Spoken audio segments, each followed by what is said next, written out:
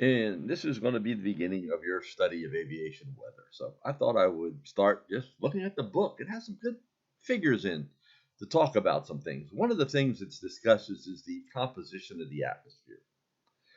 When you look at the composition of the atmosphere, nitrogen makes up 78% of the atmosphere, oxygen 21%. So between the two of them, 99% of the atmosphere. One other percent mixed up between water vapor, between carbon dioxide, between methane, all different kinds of gases go into that. The one thing to note here, particularly as a pilot, is that the percentage does not change where you are in the atmosphere. So in other words, if you have 21% oxygen at the surface, say you're flying a plane at 31,000 feet, you still have 21% of whatever atmosphere you have there is oxygen. So that's a key point to remember. Of course, you have a lot less atmosphere to work with when you get there, but you still have 21% oxygen. So as we move through here, it talks about a couple properties of the atmosphere, things you're going to learn about. One of them is temperature. Well, we all read about temperature or hear about it every day. You want to know if it's hot outside or cold outside. All temperature is the motion of molecules in the air. The faster they move, the more kinetic energy they have, the hotter the air. The slower they move, the less kinetic energy they have, the colder the air. So on a very cold day, you have less motion of molecules than on like the other day where it was 130 degrees out in Death Valley, and a lot of motion of the molecules that day. So that's all temperature is. And we're going to talk about temperature a lot in this course. And there you can see it. The slower the motion, colder, higher energy, hotter. So think about it. If you put your hand in a thing of boiling water, you got lots of kinetic energy hitting you there because that water is really hot. Density. The air has density. And one of the things to know about the air is compressible. So guess what? The lower you are to the earth, the more the density is going to be. The further up in the atmosphere you are, the less the dense air will be. So just very simply, as you go up in the atmosphere, the air is going to get less dense. As you come down, it's going to be denser. So the more density, the more molecules in the same cube.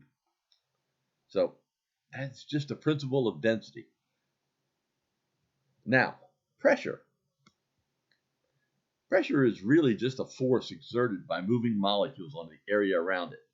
So think about it. If you have a lot of fast-moving molecules, pressure might be a little higher, right? But by the same token, if you got a lot of fast-moving molecules, they're going to push the air further apart. Density is going to be less, so you're going to wind up with less density and lower pressure. So, and here is the gas law. It's very simple, but it relates density, temperature, and pressure. If you know two of them, you know the third.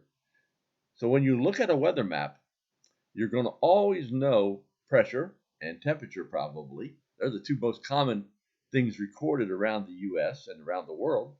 So from that, you can always calculate density if you're interested. So there are ways of reducing pressure. One is by cooling. Cooling decreases the velocity of the particles, molecules, so pressure becomes lower. You could increase the number of particles. If you have more particles, you're going to get higher pressure. Say you got hot and you really expanded the air. Oh yeah, hot air expands. Think about a balloon, hot air balloon. It's lighter than its surrounding, because the density, the molecules are pushed further apart. They're moving so fast, they push each other apart. So they have less density. So all these are the principles of how you're going to change pressure. And guess what? Changing pressure in the atmosphere is huge on understanding what's going on. The atmosphere structure is very thin, actually. You think about it. Compared to the globe itself, almost all the mass is below 18,000 feet, 50% of it. And below 53,000 feet, 90% of the mass.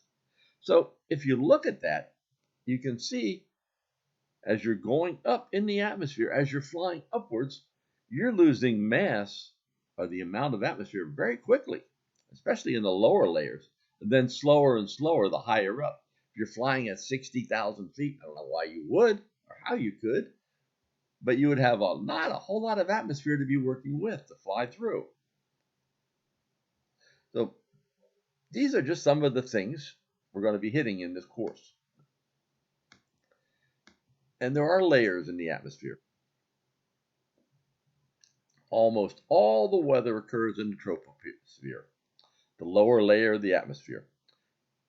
And the tropopause is just right where the troposphere and the stratosphere change. A lot of jets fly right around that area. And we'll talk about why that is later on. But then you can see the stratosphere, the temperature warms. So if you're in the troposphere, on the average, temperature is going to cool. Stratosphere is going to begin to warm back up. Guess what? The mesosphere cools, and then thermosphere, it heats back up again, even though it's much colder. So those are the basic layers of the atmosphere. There are more we can come up with.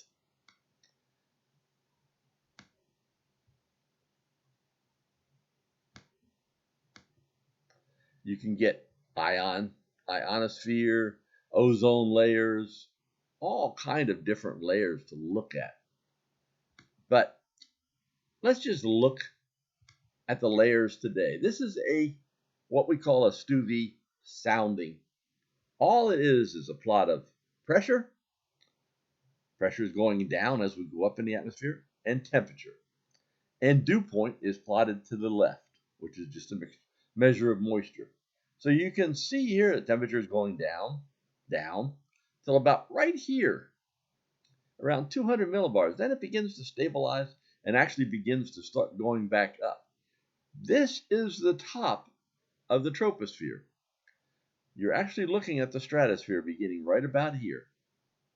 So you can actually see in the soundings where a balloon went up, and many aircraft had this as well, or get the soundings. So you can actually pick out some of these things in the atmosphere. The other thing I wanted to show you, since we're going to be dealing with it all semester long, is looking at weather maps. And this is a weather map, one of the many you're going to see this course. And you can see high pressure here. You also see station plots, and you're going to learn how to read those throughout the whole course because they're invaluable if you're flying aircraft. So we'll go on to the next chapter here in just a minute. I wanted to just do one at a time this time.